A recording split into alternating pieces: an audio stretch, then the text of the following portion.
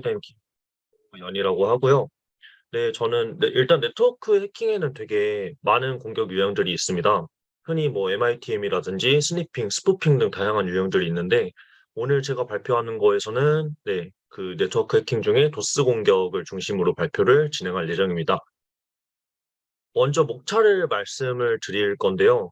먼저 첫 번째로 도스 공격이 어떤 건지, 그 다음에 도스 공격의 종류에는 어떤 유형들이 존재를 하는지, 그리고 도스 공격의 원리, 그리고 끝으로 간단히 오픈소스, 도스 공격을 할 수 있는 오픈소스 툴을 다운로드를 받아서 해당 툴을 사용해서 직접 도스 공격을 해보고 패킷이 어떤 식으로 들어오는지 간단하게 유형 분석을 한번 해보도록 할 거예요.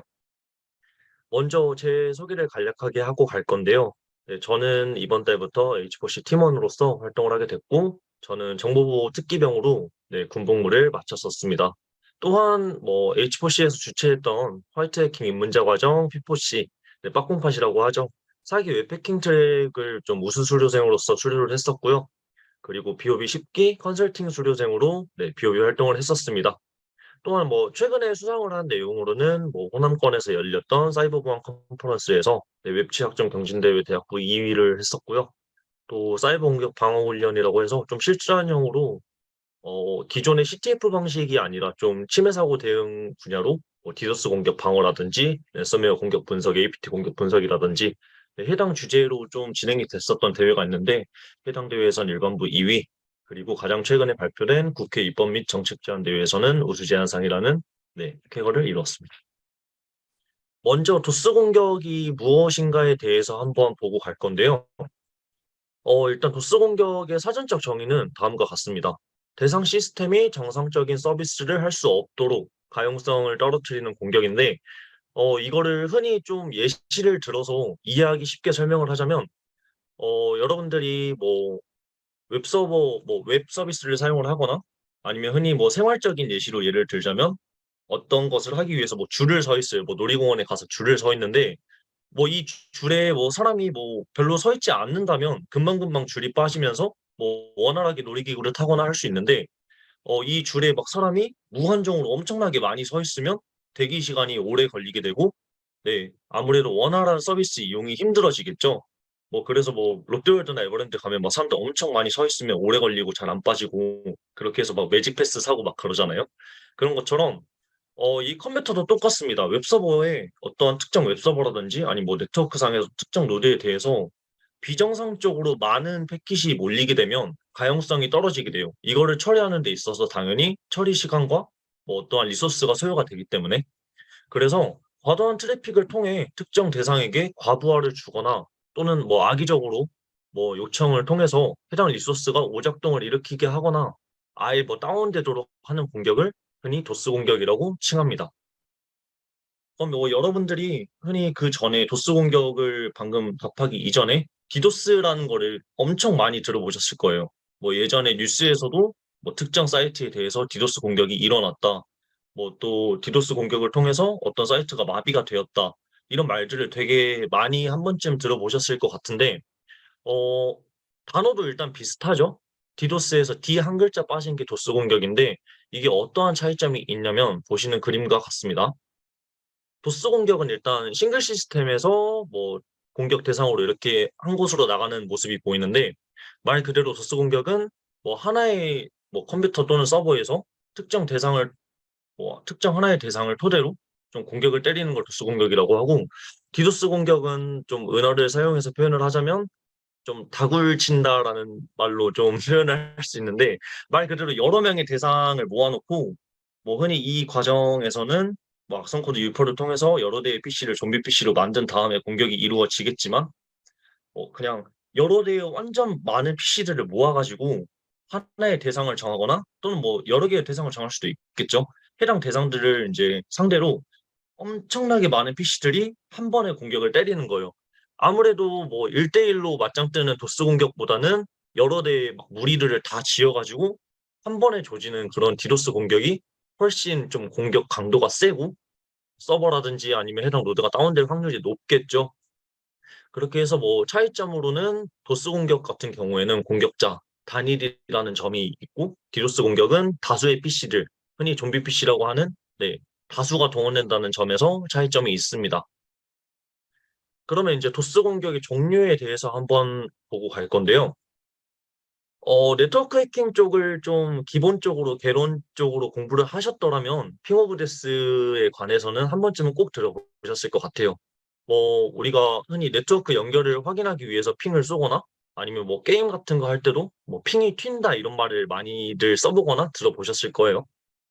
이 핑 오브 데스라는 공격은 ICMP의 패킷 사이즈를 정상 사이즈보다 좀 크게 설정을 할 수가 있어요. 그래서 이 같은 경우에는 뭐 핑을 보내게 될 때 정상 사이즈보다 크게 가면 이게 한 번에 이 덩어리가 날아가는 게 아니라 쪼개져서 가요. 쪼개져서 가고 이거를 받는 사람 입장에서 이거를 다시 쪼개진 거를 이렇게 하나하나 하나씩 맞춥니다. 그러다 보면 당연히 우리가 뭐 컴퓨터적 상식이 아니라 일반적으로 봤을 때도 사람이 이렇게 밥을 먹잖아요, 수저로. 수저로 밥을 떠서 먹으면 뭐 적정량을 먹으면 뭐 한 번에 입에 넣고 뭐 오물오물 잘 먹으면 되는데 이게 막 거의 막 밥주걱으로 이렇게 밥솥에서 퍼가지고 왕 해버리면 이거 한 번에 못 먹잖아요. 뭐 나눠서 이렇게 꼭꼭 씹어서 먹어야겠죠? 그거랑 똑같이 너무 정상 사이즈보다 크게 들어오면 이거를 일일이 다시 재조합을 해야 되기 때문에 그러한 좀 취약한 부분을 이용해서 사용할 수 있는 공격인데 해당 공격 같은 경우에는 최근 들어 여러분들이 사용하고 있는 뭐 윈도우 7도 이제 많이 없어지긴 했지만 윈도우 10 뭐 이후부터는 다 좀 공격이 잘 안 되는 그런 게 있고요. 그래서 이 핑 오브 데스 같은 경우에는 윈도우 98, 95 완전 옛날 운영체제 대상으로나 공격이 가능했고 최근에는 좀 공격이 안 되는 공격 중 하나입니다. 그다음 랜드 어택이라는 이제 공격 유형이 있는데요. 지금 사진을 보시면 가장 좀 이해하기가 수월하실 것 같아요. 강아지가 자기 꼬리에 달린 뼈다귀를 보고 이제 이거를 물으려고 계속 한 바퀴 뱅글뱅글 돌고 있죠. 사전적 정의는 출발지 소스 IP와 목적지 데스티네이션 IP를 동일하게 설정을 해서 공격 대상이 자기 자신에게 응답을 하게 되어 뭐 부활을 유발을 하는 건데 말 그대로 패킷을 자기 자신한테 쏘는 거예요.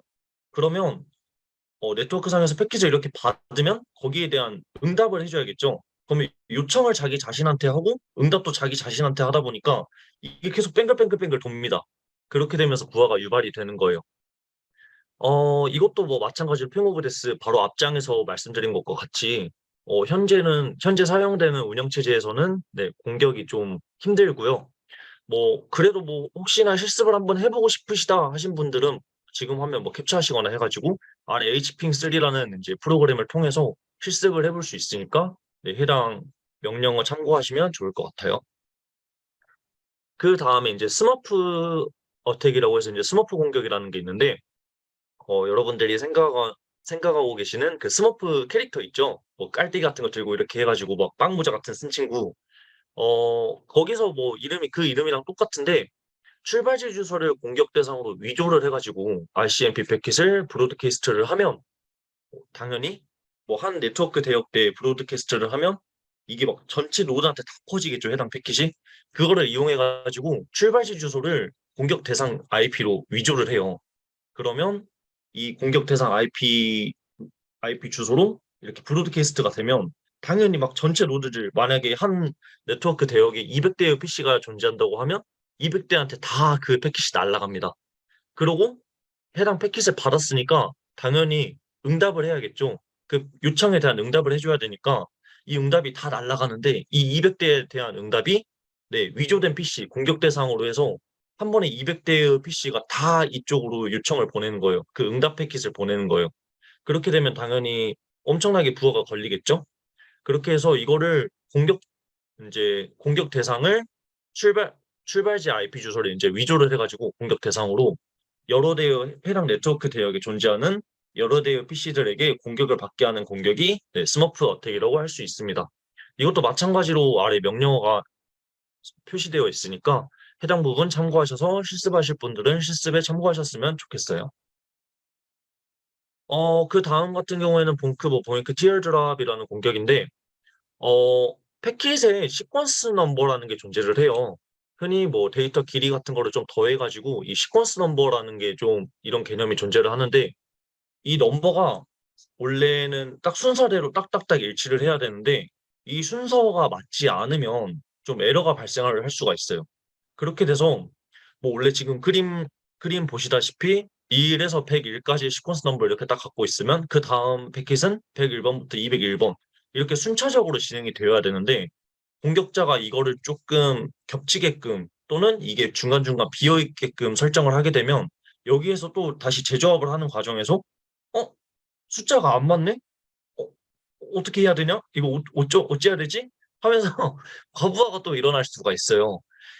이제 그러한 취약점을 좀 이용을 해서 공격을 하는 건데, 이 공격들 역시도 지금 현재 주로 사용되는 운영 체제들에서는 대부분 공격이 불가한 것으로 알려져 있고요. 네, 명령어도 아래 그대로 있습니다. 그 다음에 최근에 좀 자주 도스 공격을 하면 가장 자주 사용되는 유형이라고 알고 있는데, 심플러딩 어택이라고 해서 이제 TCP 통신을 하게 되면 3웨이 핸드쉐이킹이라는 걸 하게 됩니다. 되게 네트워크 공부를 하면서 뭐 OSI 7계층과 함께 가장 중요한 개념으로 여겨지는 해당 개념인데, 3웨이 핸드쉐이킹의 취약점을 이용한 공격이에요, 이게. 그래서 뭐 많은 양의 심패킷을 전송 후 뭐 에크패킷을 응답하지 않아 공격 대상 시스템의 부하를 유발한다고 되어 있는데, 이 부분은 바로 다음 나오는 목차에서 바로 다음 나오는 슬라이드에서 좀 더 자세히 설명을 해드리도록 할게요. 네, 바로 앞서 말씀드렸다시피 이제 토스 공격의 원리를 심플러딩 이제 주로 심플러딩을 중심으로 설명을 드리도록 하겠습니다. 지금 그림 보시다시피 뭐 네트워크 공부를 좀 하셨던 분이라면 되게 익숙하실 거고, 아예 네트워크를 한 번도 공부하지 않으셨던 분이라면 그림 보고 뭔 소리지? 하고 지금 쳐다보고 계실 수도 있을 것 같아요. 일단 TCP 통신을 할 때는 3웨이 핸드쉐이크 개념이라는 게 존재를 합니다. 쉽게 예시를 들면 뭐 저랑 상대방이 있는데 여기에서 이제 대화를 할 때 내가 안녕 이러면 상대방도 안녕 이러고, 그 다음에 뭐 나랑 너 무엇을 하지 않을래 이러면 상대방이 또 이렇게 응답을 한다, 이런 식으로 생각을 하면 좀 더 이해가 편하실 것 같아요. 그래서 일단 첫 번째 과정을 먼저 설명을 드리자면, 일본에서 이제 클로스드에서 클라이언트, 우리 사용자죠. 사용자가 뭐 서버를 예시로 들게요. 서버 쪽으로 뭔가를 이제 요청을 보냅니다. 어떻게 하냐? 통신을 하기 전에 일단 클라이언트는 클로스드 상태가 되어 있고요. 서버는 해당 포트로 뭐 서비스를 제공할 수 있도록 리슨 상태가 되어 있습니다. 뭐 듣는다는 거죠. 서비스를 제공하기 위해서 클라이언트가 보내는 패킷을 받기 위해 듣고 있어야 하니까.